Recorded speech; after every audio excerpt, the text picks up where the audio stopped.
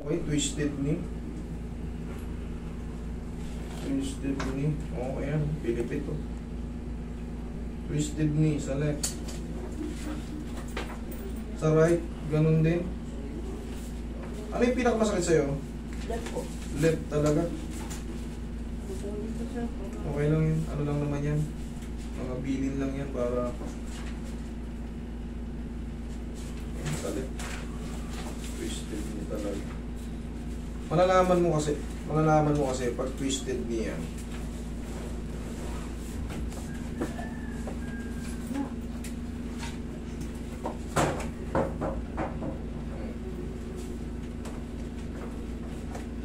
Tignan mo yung ano, sumubrang pa ganun.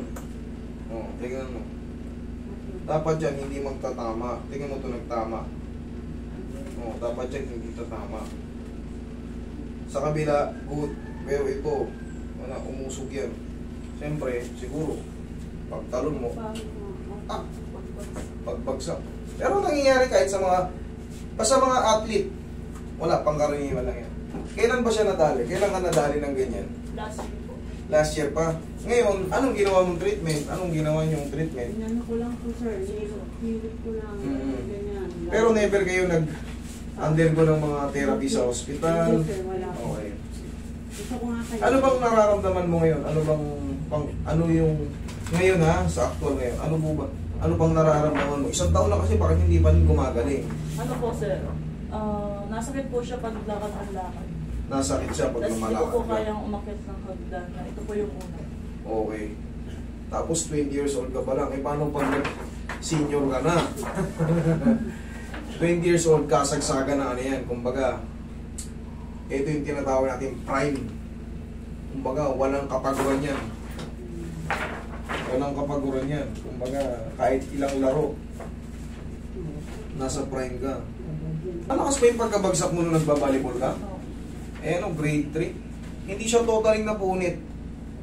Hindi siya totaling naputol talaga. Pero ayan o, grade 3 or complete tear of the anterior cruciate ligament.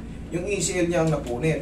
Ngayon, grade 3, may natitira pang konti. Hindi pa siya totaling ano. Pag naayos ka yan, kahit pa paano lalakas pa yung tuhod mo.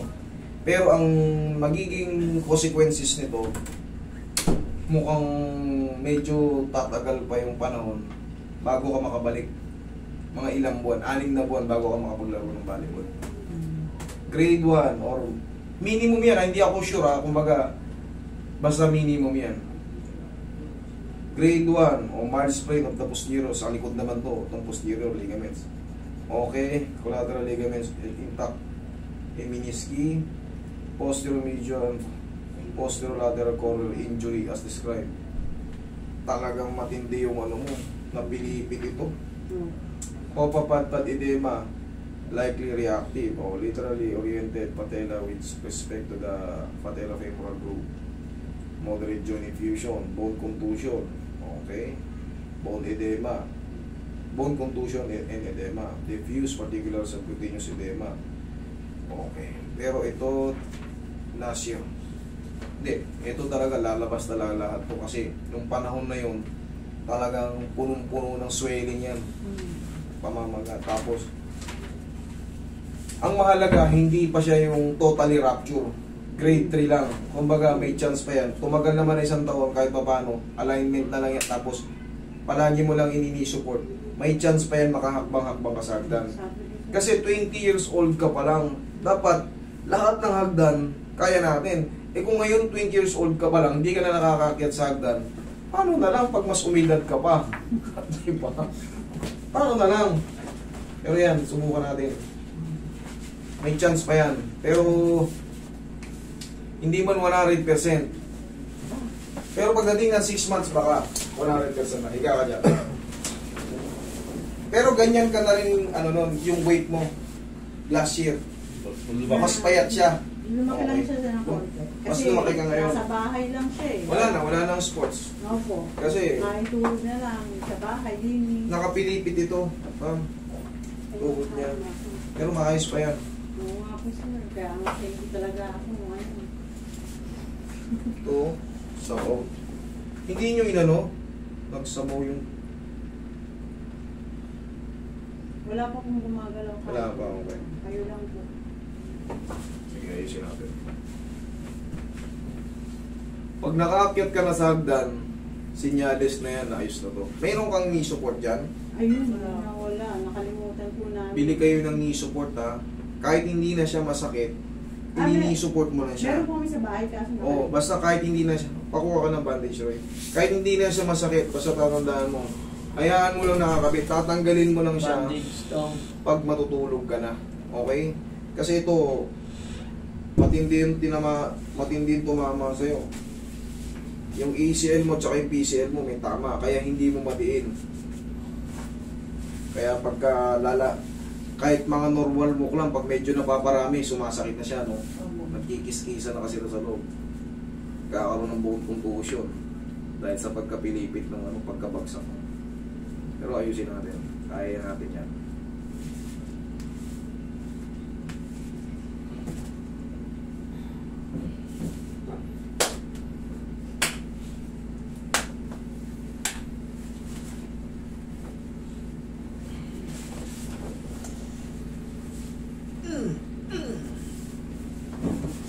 May wagang pau.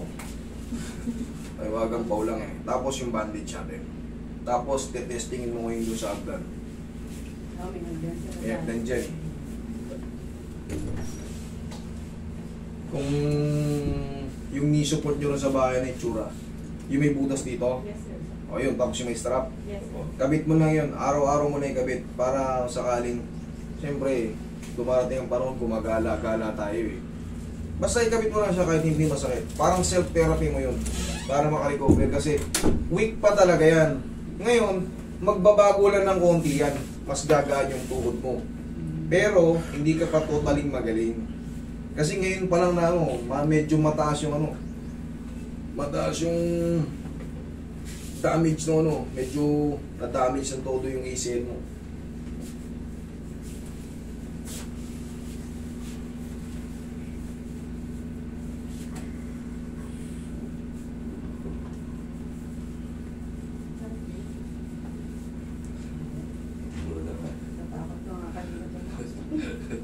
Nasaktan ka ba?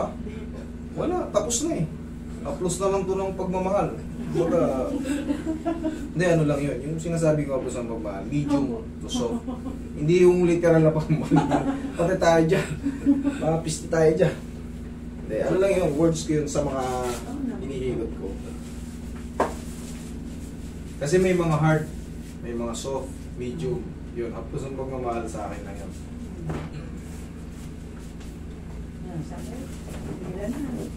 Wala. Masasaktan kayo pag pumunta kayo rito, yung kinabukasan pa lang o 2 araw, dinala nyo na rito. Talaga magtititili ka. Sinabi ko nga yun, diba? Sabi ko, bawal nga po dahil pagmaga. Kasi nanonood nga po ako Yes. ng ninyo. Siyempre, kailangan mataas yung pain toleration nyo kasi pag dinala mo rito na namamaga, kahit nga mahanginan na ng electric pa, nasasaktan ka pa, ikaw pang hawakan ko na... Diba? Sige, lakad ka ron, testing. Hagdan, yun sa hagdan. Testing. Sa hagdan, di ba may hagdan? Sige. Naliyan ko. Tatandaan lang kasi. Testing mo lang. Uy, hindi niyo ba kaya? Hello? Matakot. Ay, Tingnan natin kung medyo nagbago na. ay, oo, nakaliwa. Kahit ano, ba? Testing nyo lang po kung kaya.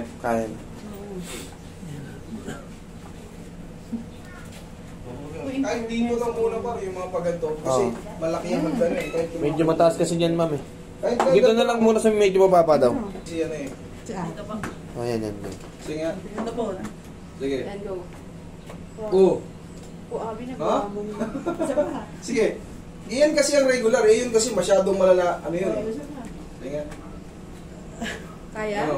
Kaya na. Wow, galing. Okay, halika rito. Halika rito. Explainan ko ba kayo? Halika rito. Nagsisimula ng kaya na.